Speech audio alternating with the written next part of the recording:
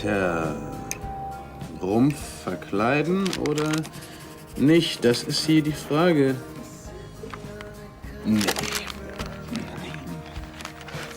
Gibt es auch irgendeine Sekunde, in der du mal nicht über deinen Hubschrauberplänen sitzt? Ja, nachts, wenn ich davon träume. Und wäre es denkbar, dass wir heute Nacht mal was gemeinsam in der Stadt anstellen? Vielleicht in den einen oder anderen Club gehen? Ja, ich weiß, seit du hier angekommen bist, haben wir noch nicht wirklich viel unternommen. Wir haben einen Hubschrauber gekauft. Ja, und entweder sitze ich über den Plänen oder ich hocke im No Limits und finanziere Ersatzteile. Es tut mir leid. Vielleicht kann ich dir was abnehmen. Ein Hubschrauber? Auf gar keinen Fall. Ich dachte eher an die andere Option. Es könnte nicht schaden, ein bisschen Schwung in den Laden zu bringen. Ja, ist eine gute Idee. Ich werde mal drüber nachdenken. Und wie wäre es, wenn du das Denken mir überlässt? Stella, es gibt wenige Dinge, vor denen ich mehr Angst habe. Ganz im Ernst. Solange ich darauf warte, bis das Krankenhaus sich meldet, will ich mich irgendwie nützlich machen. Warum ausgerechnet im No Limits? Ich hätte da schon ein paar Ideen, um ein gemütliches, verschlafenes Café in einen angesagten Innenladen umzuwandeln. Genau das befürchte ich ja. Und ich weiß auch schon, was als nächstes kommen wird. Du wirst diesen Dackelblick aufsetzen, von dem du glaubst, dass ich ihm nicht widerstehen kann und Ja sage. Aber weißt du was, Fräulein? Das funktioniert nicht.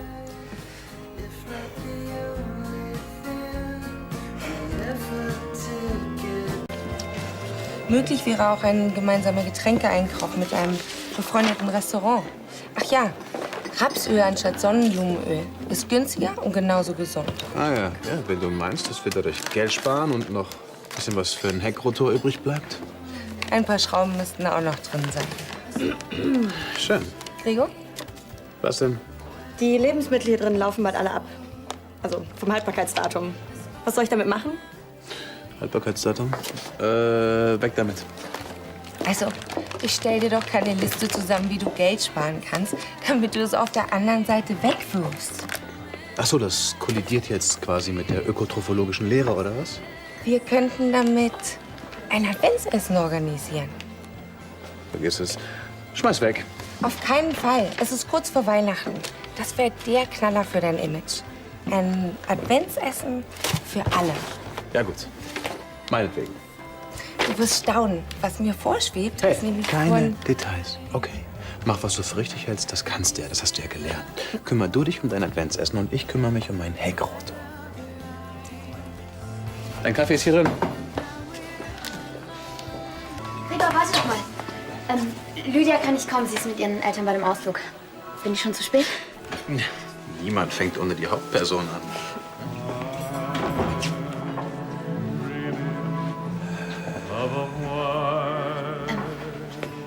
Gregor, was ist das denn hier? Entschuldigung, gibt's den auch umsonst? Nee. Stella? Ich würde mal sagen, der volle Erfolg. Was ist denn? Du hast gesagt Adventsessen und nicht Obdachlosenspeisung. Friede auf Erden und den Menschen ein Wohlgefallen. Ja, du mich auch. Gregor, es ist ein absoluter Pluspunkt für das Image des Ladens, in der Vorweihnachtszeit an Menschen zu denken, an die sonst keiner denkt. Ja, das mag ja schön und gut sein, aber in 2 Minuten treffen da hinten meine Gäste ein. Und denen habe ich davon vorgeschwärmt, was das hier für eine ultra-edle Veranstaltung sein wird. Du hast gesagt, ich habe freie Hand. Woher sollte ich denn ahnen, dass du so eine Schickimicki-Nummer erwartest? Wann kommen denn deine Gäste?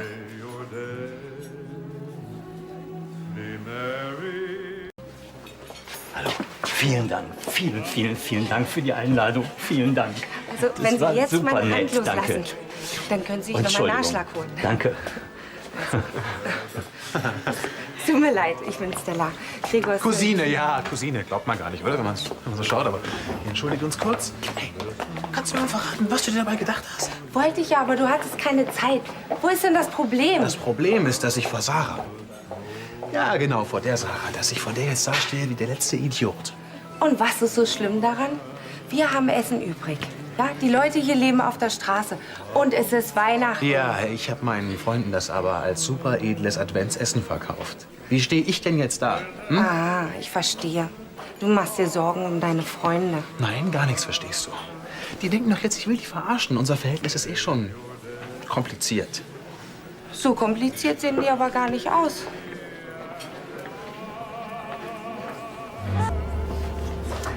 Kann es sein, dass deine Freunde das lockerer sehen, als du gedacht hast? Hey! Ihr habt euch sicher gewundert, wir haben ein bisschen umdisponiert.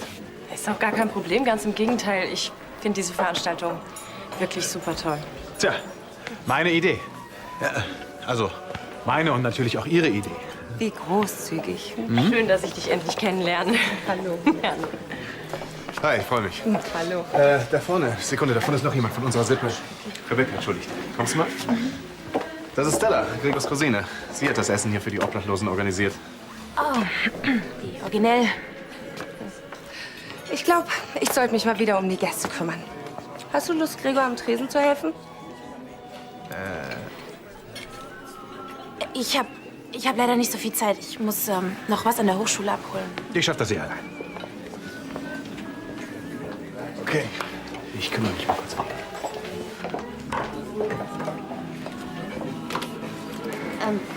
Du gehst schon? Ja, ich muss weg. Ah, verstehe. Dann schieb mal ab. Also, deine Idee war wirklich super. Du hast auch einen Anteil dran, wenn auch nur einen minimalen.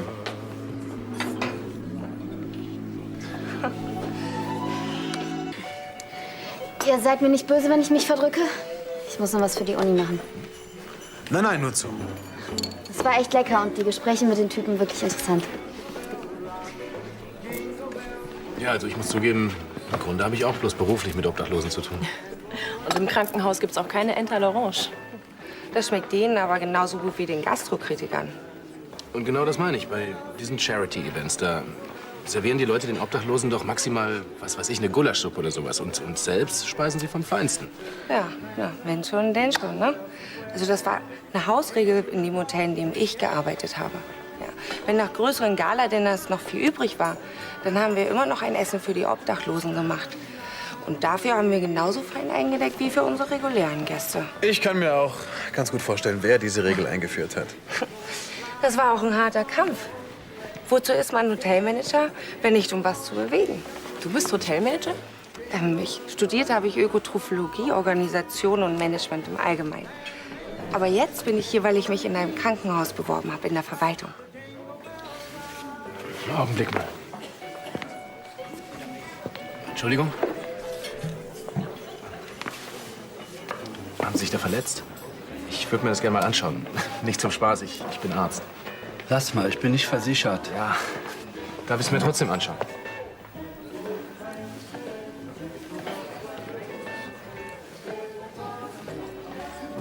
Oh, das sieht nicht gut aus. Haben Sie das selbst versorgt? Nee. Im AK wollten sie mich wieder heimschicken. Aber dann hat es ein Zivi gemacht. Die Wunde muss dringend sauber gemacht werden. Ich bin gleich wieder da. Entschuldigt kurz, ich muss mal schnell zum Auto. Ich hole meine Arzttasche. Was denn los? Ach, mal wieder die Kollegen vom Alexis-Krankenhaus. Ohne Versicherung wird man da maximal von Zivildienstleistenden behandelt, dieser Saftladen. Alexis Krankenhaus? Genau, da habe ich mich beworben. Tja, Jetzt habe ich ganz vergessen, dir auszurichten, dass Carla heute nicht kommen kann. Ja, das habe ich gemerkt. Aber schön, dass Sie mich nicht sang- und klanglos versetzt hat. Nein, tat ihr total leid, aber sie hatte noch einen wichtigen Termin. Ja, ist ja auch so ein schöner Abend geworden. Ne? ja, fand ich auch. War wirklich ein interessanter Abend. Hör mal, du musst uns unbedingt mal auf Königsbrunn besuchen kommen. Ja, wie wär's denn mit morgen? Ja, gern. Aber lass uns mal telefonieren.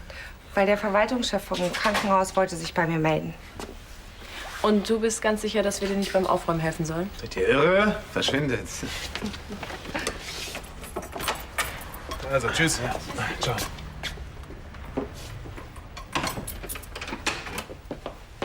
Hey, tut mir leid, wenn ich dich vorhin angemacht habe. Kein Thema. Warte mal kurz, ich habe eine Nachricht.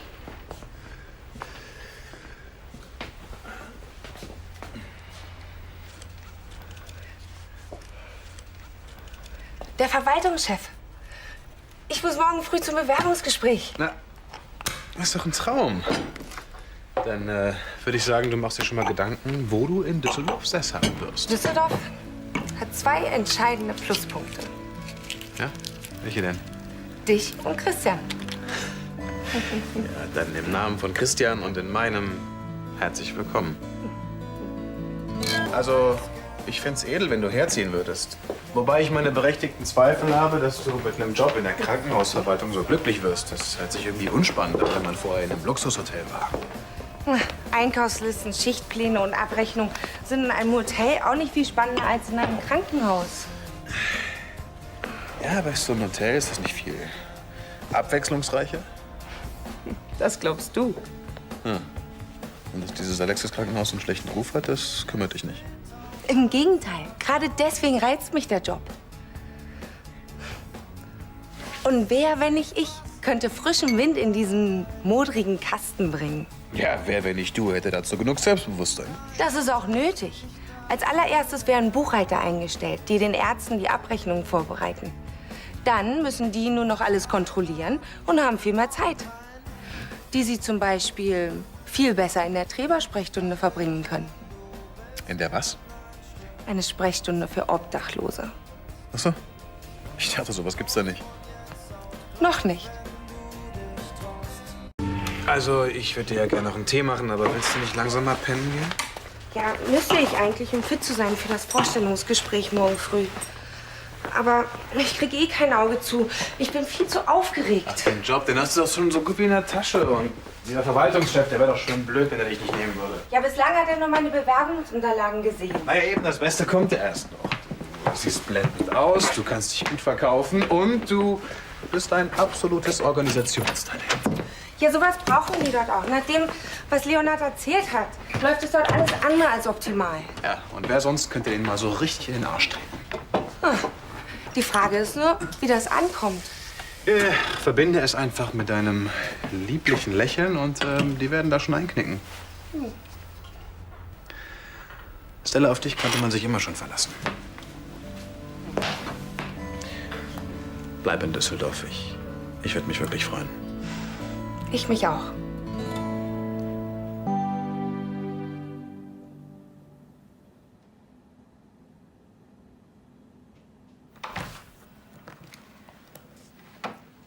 Du arbeitest so spät noch? Ja, mit den Verträgen zur Mengler-Fusion bin ich zum Glück durch. Aber ich habe hier noch die Bewerbung für die Verwalterstelle vor mir. Da komme ich tagsüber nicht zu. Du brauchst dringend jemanden, der dich entlastet. Du kannst dich hier auf dem Schloss nicht noch um alle Belange kümmern. Ja. So langsam wächst mir alles über den Kopf. Ist denn jemand Geeignetes dabei? Wenn ich es mit einem Wächter aus der Parkanlage probieren will, das war noch der Beste unter den Bewerbern bis jetzt. Oh, das hört sich nicht wirklich gut an. Ja, wem sagst du das? Mach nicht mehr so lange. Geh bald ins Bett. Denk auch mehr an dich.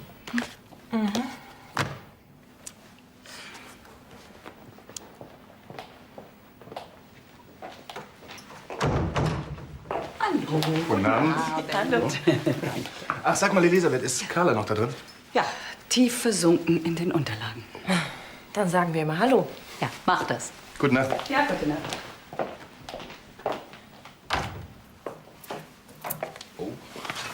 Unser Arbeitstier. Mensch, Carla, du hast echt was verpasst. Das Adventsessen bei Gregor. Tja, habe ich leider nicht geschafft. Wie war es denn? Sagen wir mal, außergewöhnlich, aber sehr interessant. Gregors Cousine hat die Küche von No Limits geplündert und für Obdachlose gekocht. Ich fand die Idee super. Die beiden kommen übrigens morgen Vormittag hier vorbei. Wie sieht's denn da mit dir aus? Ich habe keine Zeit. Komm schon, Carla, auf. Ich meine, ein Kaffee wird doch drin sein. Du arbeitest eh viel zu viel. Es gibt doch auch noch andere Dinge.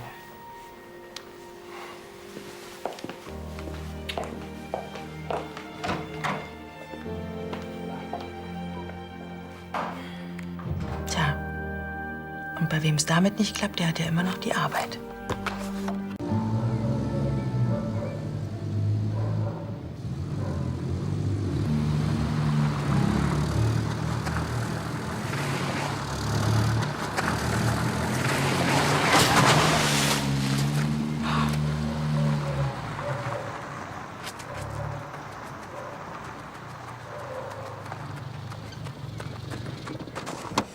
Haben Sie eigentlich keine Augen im Kopf? Gucken Sie sich mal diese Sauerei an. Und jetzt sagen Sie mir bitte nicht, Sie hätten nichts gemerkt. Tut mir leid. War keine Absicht. Ja, das wäre ja noch schöner. Wissen Sie was? Sie merken doch bestimmt doch nicht mehr, wenn Sie irgendjemand über den Haufen fahren. Ja, ja, ich werde es mir merken.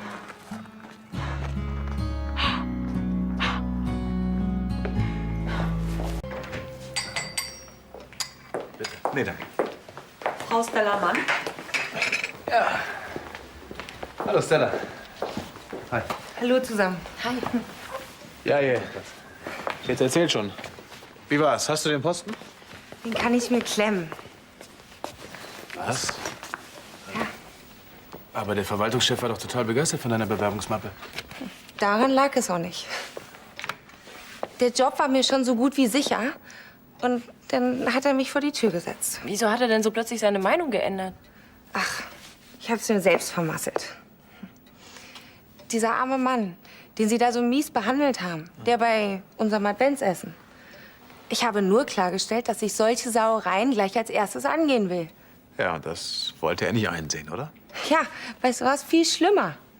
Er ist dafür mitverantwortlich. Eigentlich müsste man ihn feuern. Und das habe ich ihm dann auch so zu verstehen gegeben. Das ging sowas von in die Hose. Wieso kann ich nicht einmal den Mund halten, wenn es drauf ankommt? Und was machst du jetzt? Keine Ahnung.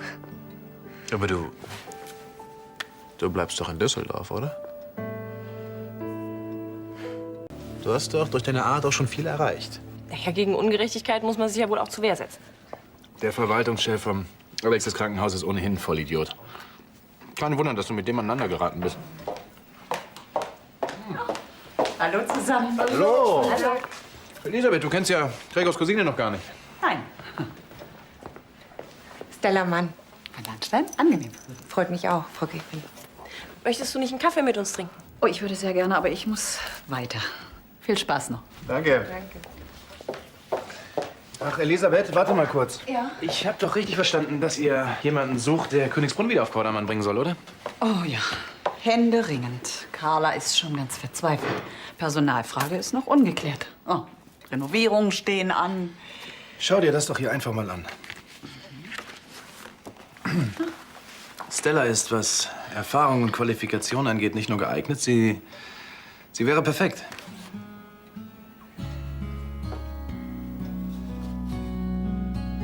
Referenzen sprechen für Sie. Könnten Sie sich das denn vorstellen, Schloss Königsbrunn zu managen? Auf jeden Fall. Klingt interessant.